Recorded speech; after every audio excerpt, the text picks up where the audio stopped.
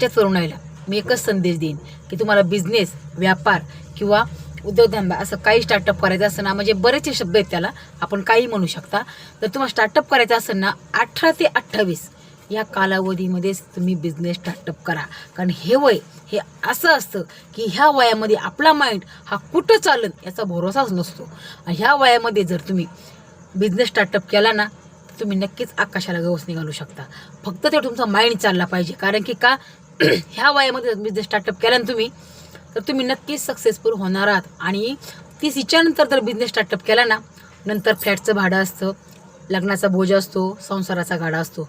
मग त्या गाड्यातून निघून आपण बिझनेस स्टार्टअप करूच शकत नाही. कारण भरपूरशी जबाबदारी ही आपल्यावर आलेली असते. फक्त ह्या वयामध्ये तुम्ही 2च वर्ष फक्त बिझनेस स्टार्टअप करून बघा. जर तुम्हाला पटलं तर करा, नाही तर आयुष्यभर नोकरी करा. परंतु हा माझा संदेश नक्की ऐका. कारण की 2 वर्ष जर तुम्हाला जमला बिझनेस, तर 7 पिढ्यांची लाईफ तुमची होणार आहे. फक्त तुम्हाला स्ट्रगल आणि तुमचा माइंड हा कुठं चालवायचा आहे हे तुम्हाला कळलं पाहिजे. आणि तुम्हाला उद्योगधंदाच करायचा आहे ना, नुसता व्यापार करायचा आहे, बिझनेस करायचा आहे, मोठं काउंटर टाकलं, मोठं मॅन्युफॅक्चरिंग केली म्हणजे बिझनेस होत नाही. त्याच्यासाठी तुम्हाला इन्कम टॅक्स रिटर्न म्हणजे काय, GST म्हणजे काय, हे कशाला म्हणतात, हे सगळं माहीत असणे आवश्यक आहे. बँकेचे व्यवहारसुद्धा असणे महत्त्वाचे आहे. कारण की तुम्ही जर कधी बँकेत गेलेच नाही, आपल्याला कॅशियरचा चेहरा आठवत नाही. हो, आठवतो का की मागच्या वेळेस गेलो त्यावेळेस कॅशियर कोण होता हे सुद्धा आपल्याला आठवत नाही.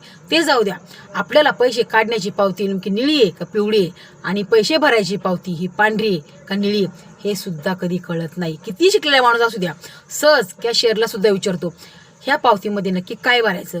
म्हणजे इथून सुरुवात करायची तुम्हाला स्टार्टअप करायची की पावती ही नेमकी कोणती भरायची, कशी भरायची आणि कसा बँकेचा व्यवहार करायचा, हे सगळं सर्कल जेव्हा पूर्ण करताना त्याच वेळेस तुम्हाला बिझनेस स्टार्टअप करण्याची मुभा आहे.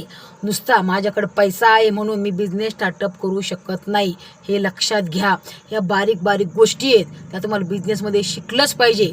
जर तुम्ही हे शिकले ना, पैसा नसून सुद्धा तुम्ही करोडपती होऊ शकता. कारण की माइंड तुमचा कुठं चालतो याचा भरोसा नसतो. म्हणून या लहान लहान गोष्टीचा नक्की विचार करा आणि बिझनेस स्टार्टअप करा. आणि ह्या तरुणांनी नक्की हा व्हिडिओ बघा आणि यशस्वी व्हा आणि सक्सेसफुल व्हा.